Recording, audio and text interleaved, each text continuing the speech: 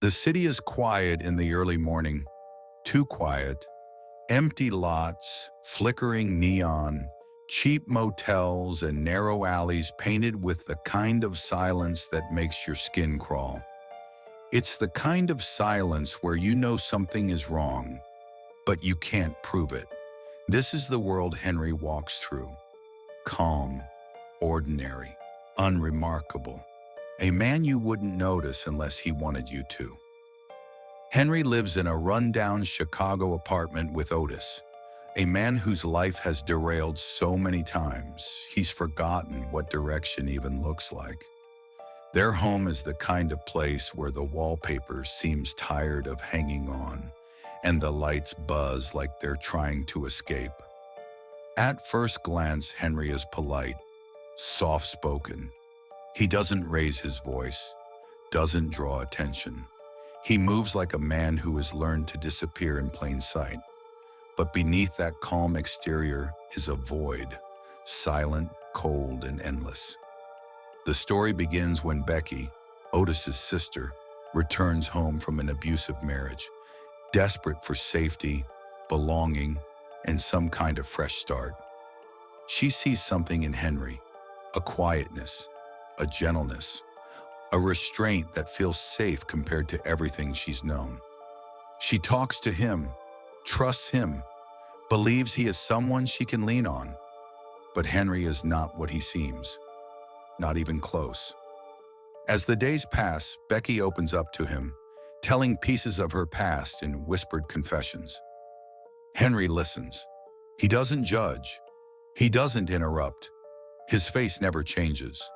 It's the kind of stillness that could be mistaken for empathy or something far more chilling. The film doesn't rely on monsters jumping out of shadows. It doesn't need to. The horror here is psychological.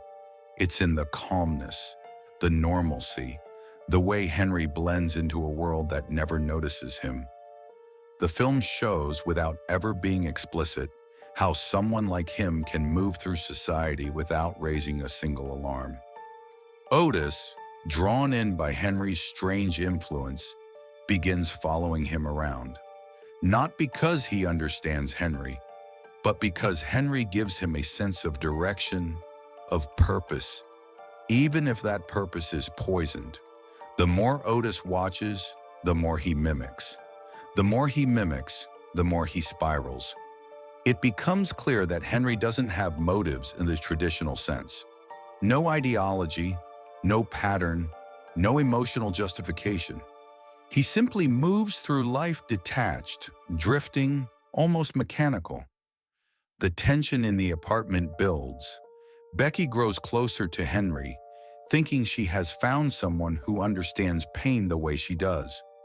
Someone who doesn't scare easily. Someone steady. And in his own way, Henry does like her. Not romantically, not possessively.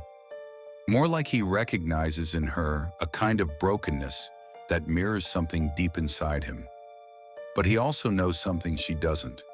People who get close to Henry rarely stay safe.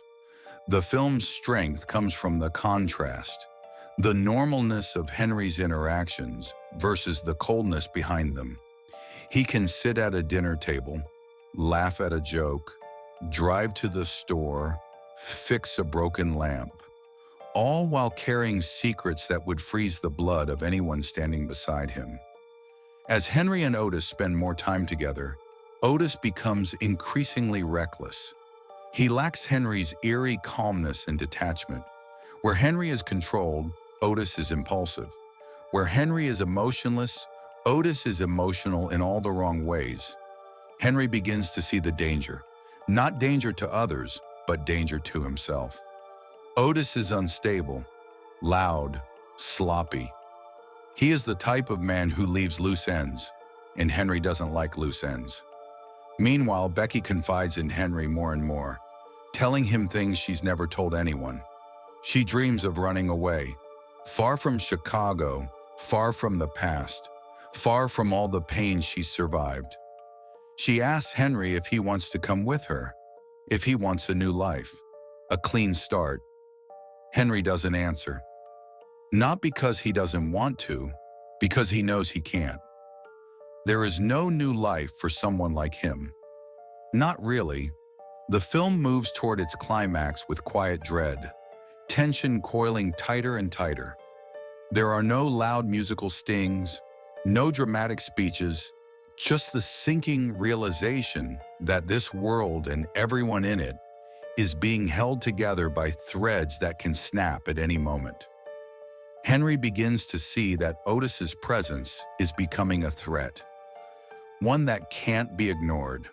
The apartment becomes a battlefield of tension. Otis unpredictable, Becky frightened, Henry caught between two worlds he can't fully inhabit. Everything finally cracks. A confrontation breaks out, messy, chaotic, the kind of moment you know has been coming since the opening frame. Henry is forced to make decisions, not to save anyone else, but to protect himself. His calm demeanor shatters into something colder, more absolute. Afterward, Henry and Becky leave the city behind. She believes this is her chance, her escape, her redemption. She talks about the future, about hope, about possibilities. She thinks Henry is her lifeline, but Henry is not a lifeline. He is a storm wearing the mask of a man. The final sequence is one of the most haunting in independent film history, not because of what it shows, but because of what it suggests. Quiet, inevitable, heavy. Henry checks into a motel. Becky's voice is gone. Her dreams evaporated.